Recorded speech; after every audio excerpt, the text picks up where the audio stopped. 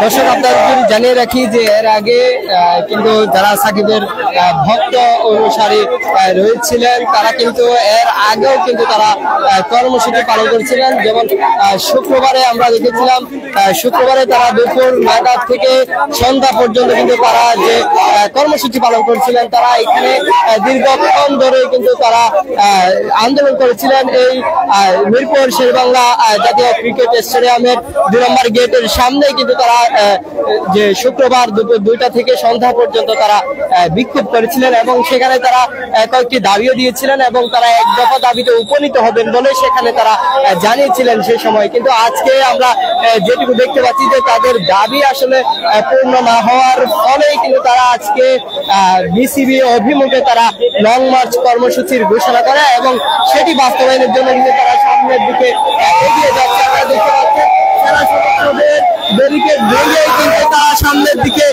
আগানোর চেষ্টা করছে। তারা সেনা সদস্য রয়েছেন, সেনা সদস্যদের ব্যারিকেড ভেঙে কিন্তু সামনের দিকে অগ্রসর হওয়ার চেষ্টা করছেন যারা সাকিব ভক্তরা রয়েছেন। আপনারা দেখতে পাচ্ছেন যে সেনা সদস্যরা কিন্তু তাদেরকে আটকে দিয়েছেন বলা চলে।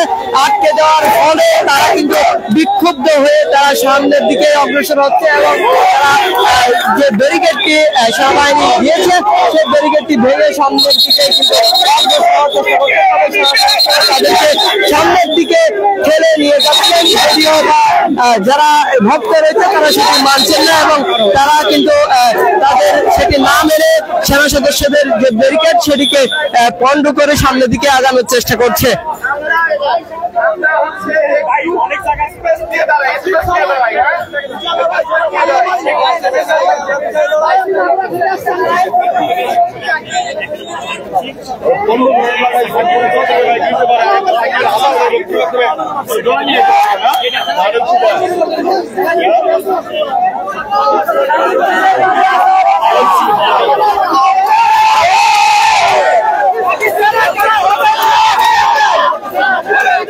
সংবাদ, ফিচার ও অনুষ্ঠানের জন্য ভিজিট করুন সংবাদ প্রকাশের ওয়েবসাইট এবং যুক্ত থাকুন ফেসবুক পেজ ও ইউটিউব চ্যানেলের সঙ্গে।